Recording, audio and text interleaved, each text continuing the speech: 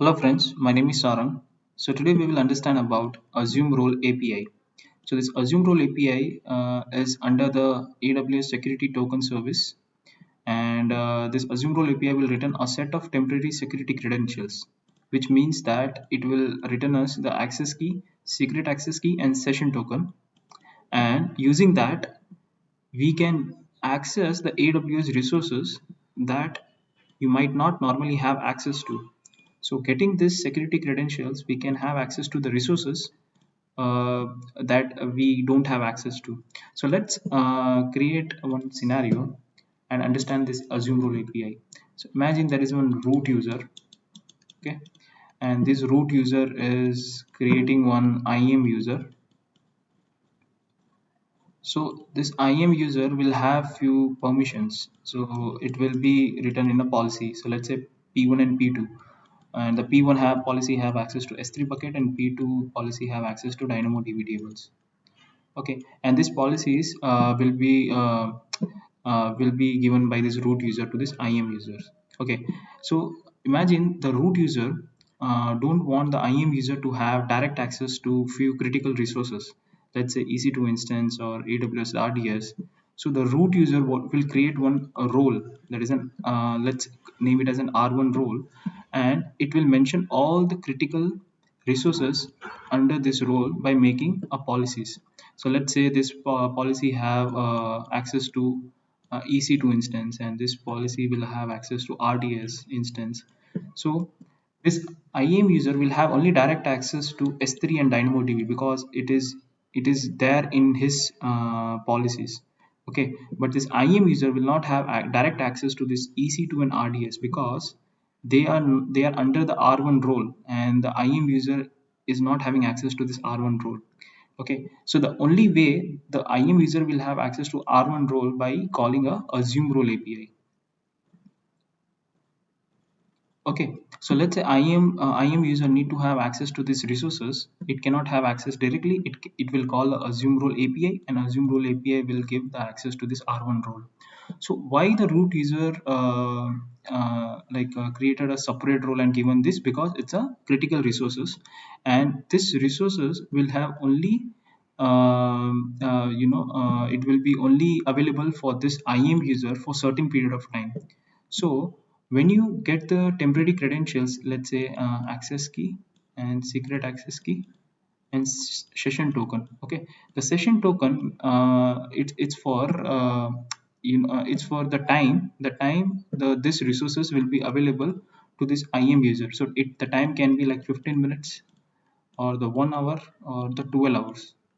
Okay, so we need to mention that how much time this policies or this resources is accessible by this IAM user. By default, it is 1 hour, and the maximum it can be 12 hours. Okay, so not only IAM user, the services can also assume role like Lambda or S3. The services can also assume the role. Okay, if they have the permissions. So I have said that the IAM user don't have direct access to this role. It need to call the assume role, and it need to pass the role ARN into the assume role API, and the IAM user will get access to these resources. Okay, so one more step we need to do in order to assume the role. We need to create one more policy, P3, where we will mention that which role this IAM user will have access to, or it can assume a role. So in the policy 3, we will write the role ARN of the R1. Okay, so this is one use case where the root user only need or only want the IAM users and the services to have access for a limited amount of time. Let's say 15 minutes or 1 hour or 12 hours to its resources. Then we need to go via assume role API. So this is one of the common scenario. Okay, so what are the steps that we have covered over here is, so let me note it down. First, in order to implement this, we need to create one IAM user, and the second one, give few permissions to this IAM user. Okay, and create one role which IAM user can assume it.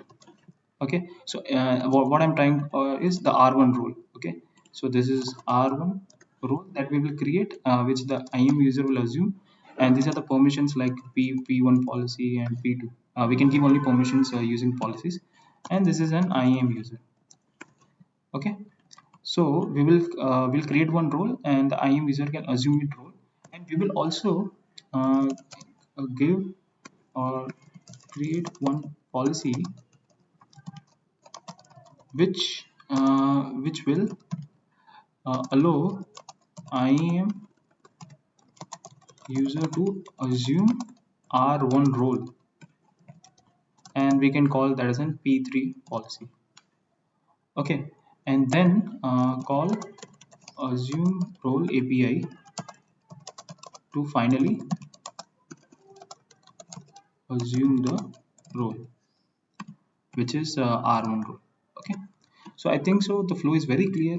First we need to create IAM user. We need to give few permissions to it, let's say S3 or DynamoDB, any few permissions, and we will give it by creating a policies. And then the critical resources will be under this R1 role, let's say EC2 and RDS, and we need to also create one policy where we need to write that which role this IAM user will assume. So here we need to pass the role ARN. Okay, so here we'll pass the role ARN in this policy, and the last step is to call the assume role API, and we will do it using Java. Okay, so let's complete this prerequisite step, that is creating IAM user, giving permission, and creating role, and giving the policies. So these four steps, I think so we can do it using CLI and AWS console. And this step, calling assume role API, will be done using Java. Okay, so I also want to create one more use case. So imagine there are few users from any different account, or they are the users from different company, or from other application, and they want to have access to your so they won't have access to your application for certain amount of time.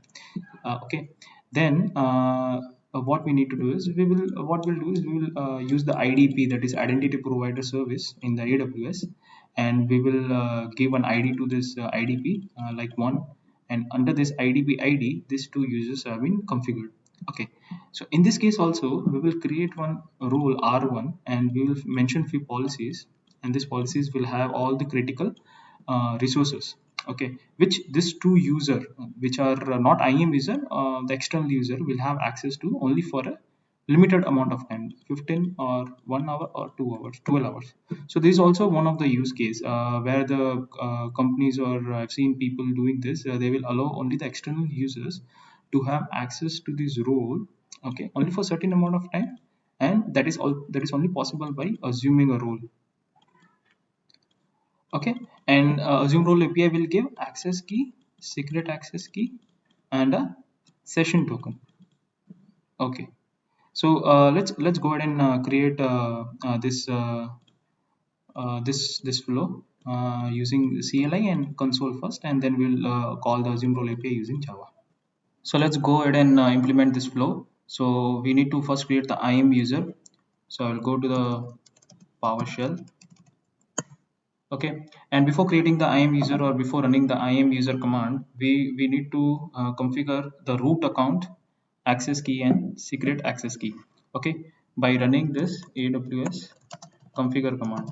Okay, I have already configured the access key and secret access key for my root user, so you also do that. So let's now create the IAM user. Create user username. I will give my IAM username as dev problems. Okay, so now the user got created, but we also need this user's access key and secret access key. So I will quickly go ahead and get this using this CLI command. create access key, and here we need to give the name of that user. Okay. Okay, so we got the access key ID and secret access key. So now we're gonna do few operations using this keys, this IAM user keys. So let's configure that locally. So now it will replace the root access key with the one that we are providing now, and that is nothing but the this dev problem IAM user keys. Okay. Okay, I want the region same and I need the output default. Okay, so now let's go to the AWS console and let's search whether whether the user got created or not. Okay, it is not able to find. Oh, let me check. Okay, so let's go to the users and let's refresh this page.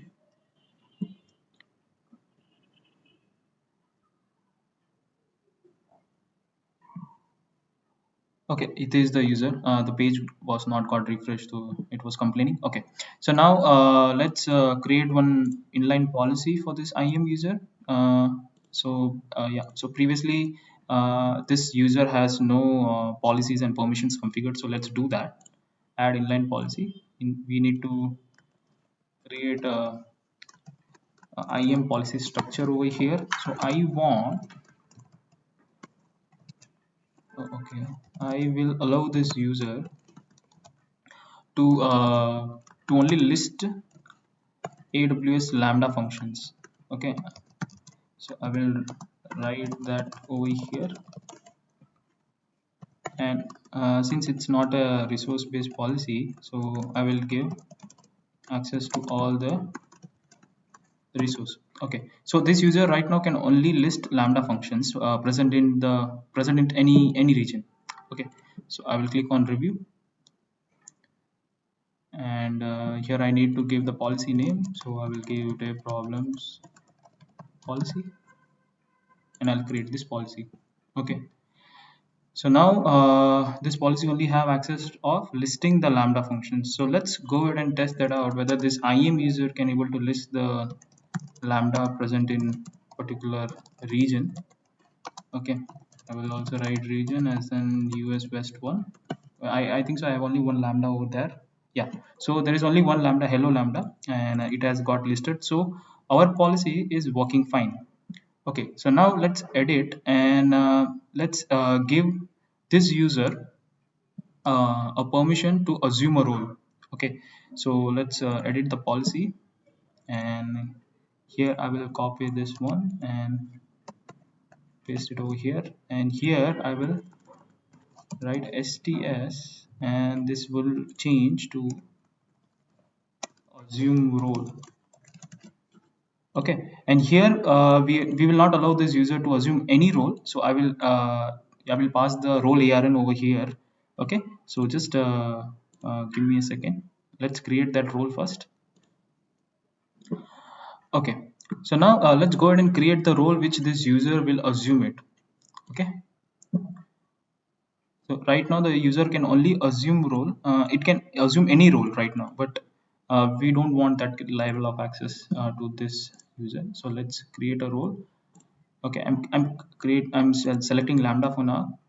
Okay, and right now I don't want to give any policies, so review, and I will give the role name as an assume this role, something like that, and I will create the role. Okay, the assume this role got created, and this role will have the role ARN, right? So let's copy this and add it into this JSON of the IAM user. Okay, so as I said previously, we don't want this user to assume any role, so I've given the role ARN. Only this role can be assumed by this user. Okay, so let's review the policy and save the changes.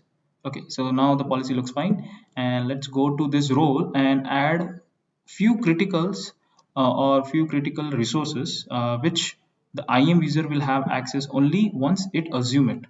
Okay, so I will add an inline policy, again a JSON, and here again I need to define the policy structure. uh, I will allow any user, okay, to have, okay, I will allow any user who will assume this role to have access to list roles. Okay, so here you can configure any of the critical resource. For now I'm just telling that whoever assume this role can list the roles, IAM roles. Okay, and since it's not a resource base, so let's give everything, I mean the asterisk over here. And here if you create any errors it will show down, so that's a very good feature over here, so you won't make any mistakes. And we'll write policy name as an uh, critical resource policy. Okay, so I'll create the policy. So what we have done is we have added a JSON where it gives a permission to the user or any service who will assume this role will have only permission to list roles. Okay, so here in the trust relationship you can see that here we need to also configure one thing, that who can assume this role. Okay, who can assume this role will be mentioned in the trust relationship. Okay, that also we need to specify over here. Okay, so right now only the lambda can assume the role, but we want this IAM user to assume a role. So what we'll do is we will copy this role ARN of we'll copy this ARN of the IAM user, and we'll go to the edit trust function, and here AWS, and I will paste the role ARN of the IAM user. Okay, I don't want the lambda to assume the role. Okay, so let's go ahead and update the trust policy. Okay, so now the user of IAM user dev problems can assume the role. Okay, okay, so we need to give two-way permissions. We need to give permission to IAM user to assume the role, and the role should trust this IAM user. In order to trust this IAM user, we need to configure the trust relationship. Okay, so let's review that. What we have done over here is we have created the IAM user, we given a few permissions. What is few? That it can list the lambda function, and we have seen it can able to list the lambda function. Okay, and we have given that permission, and that will be directly associated with this IAM user. And we have also created one role, and the role name is assume this role, and this user will assume it once we call this assume role API using Java. Okay, and all the steps have been already done. So let's go to the Java. I have written the code over here. Okay, here we need to pass the role ARN, which the IAM user will assume, and we also need to pass the role session name. Okay, here we can write any session name, like session1, and role ARN should be the role ARN of the role that we need to assume. So let's copy this role ARN, we'll copy over here, and here I have written the logic of where how we can get the access key, secret access key, and session token using the STS, that is AWS Security Token Service. Okay, in order to have this class into your project, we need to add this AWS Java SDK IAM, AWS Java SDK STS, and AWS Java SDK IAM is for later use. I will say why I have added this form, into this form.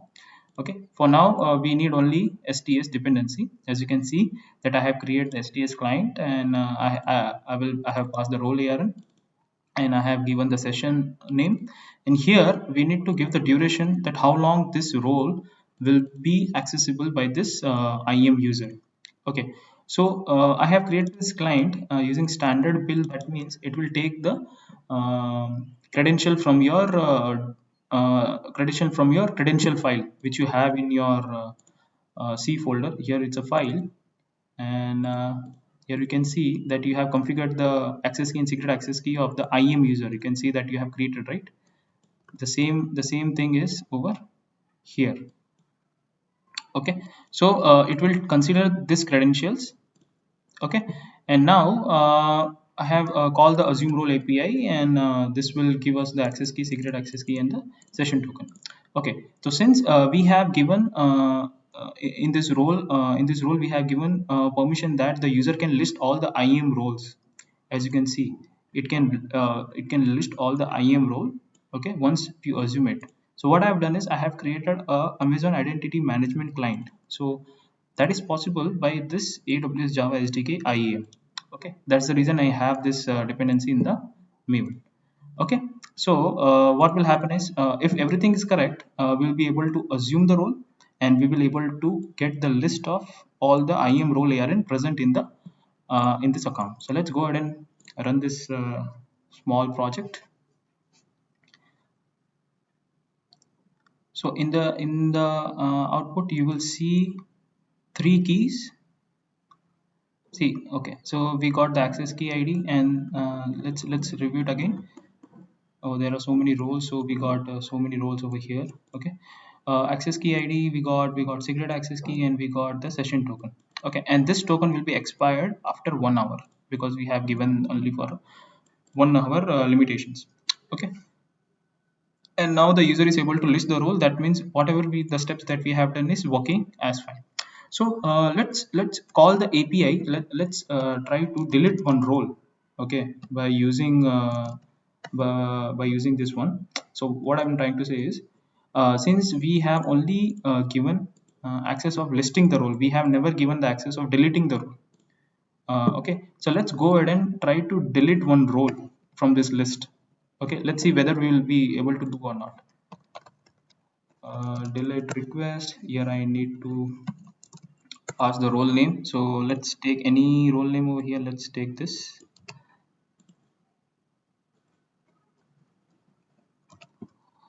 Okay, so let's see whether we'll be able to delete the role or not. Okay, again I will explain. This role is having only access to listing roles. Okay, not having access to delete the role, but we are doing it. So let's see. It should throw an error. So basically that's what I want to show you guys. Okay, first we'll get the keys, we will get the roles, and then we'll get the exceptions that this user is not authorized to delete the role. Okay, here you can see that is not authorized to perform IAM delete role, because here we have written only IAM list rules. That's the reason it is not allowing this user to delete the role. Okay, I think so. Everything has been explained very well. So if you have this use case, please go ahead and implement the use case by watching this video, and please like, share, and subscribe. Thank you so much, guys.